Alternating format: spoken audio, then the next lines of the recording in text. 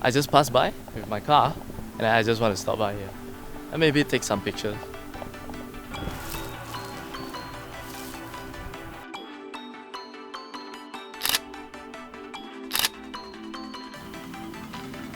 Hey, if you notice something different, this is actually my first time using this Sigma 10mm to 20mm on my Fujifilm X-T3.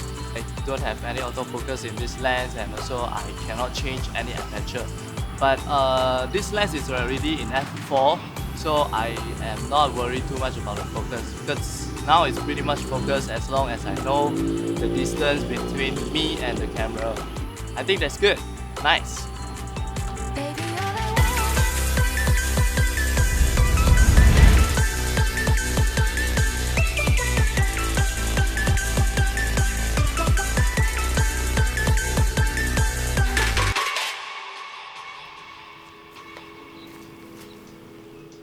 Hey, what's up everybody?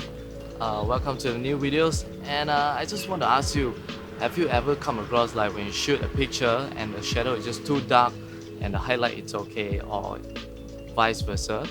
Because sometimes it is just too hard to get both highlight and shadow at the right exposure. And yes, I know RAW format nowadays it's very easy to work with, but anyhow there is still a lot of disadvantage of bringing up the shadows in the RAW format. So for example, this shot, it's either you crush the sky so you won't see like any details or any cloud on the sky, or you crush the shadow, which you don't get a lot of details from all these poles and stills. Right after sponsor, I will teach you guys how to do. Oh wait, I don't have any sponsor.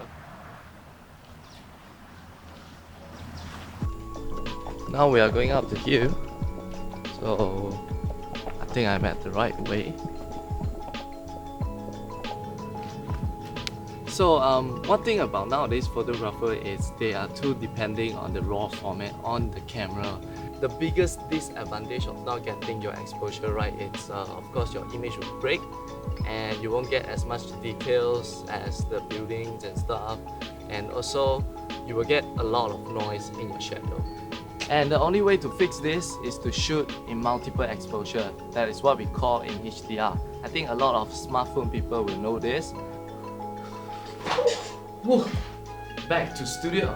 Nice. Okay, basically the concept behind a multiple exposure is very simple. It's actually a multiple shot of image at a different exposure. And then after that you take all the image and merge it together. Makes sense, right? First, we will do the right exposure for the sky first and take the picture, and now we will brighten up everything again a bit and take another picture. And now we are opening up for the shadow and for the city area and take a picture. And usually it only takes like 3 or 4 pictures, but it depends on the situation, and you can actually go and shoot more photos if that fits your need. So the post-processing is easier than you thought because Lightroom has made it so easy, and nowadays you just like one click, it's like the DJ, you know? Makes sense, right? Here is the only few steps you need to follow. First, import all of the image you have shot into Lightroom, and of course select all of the image and right click. And now you select photo merge. Under the category, you have to select HDR. So if you have like HDR panorama, you can always go HDR panorama. All you need to do is just wait until you saw the image, and now you can click merge. And that's it. This is what magics happen.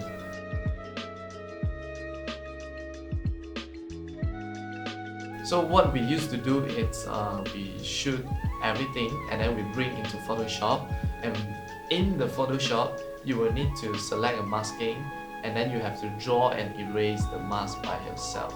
So which is what we used to do, and it takes quite a lot of time. But now even Photoshop also have this kind of features. Lightroom just make it way more easier than how it used to be. So what is the reason for you not to shoot HDR now? But it's not always useful, and because especially when you're shooting moving subject and you cannot trace anything, or if you are shooting in an environment that wasn't allow you to use tripod, that is when you need a raw files, and that will help you a lot.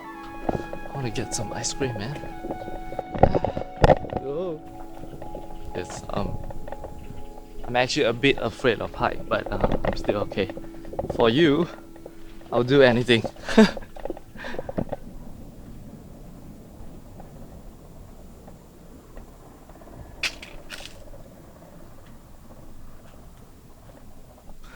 I'm not supposed to be inside here, but wow, that's a really good art right there.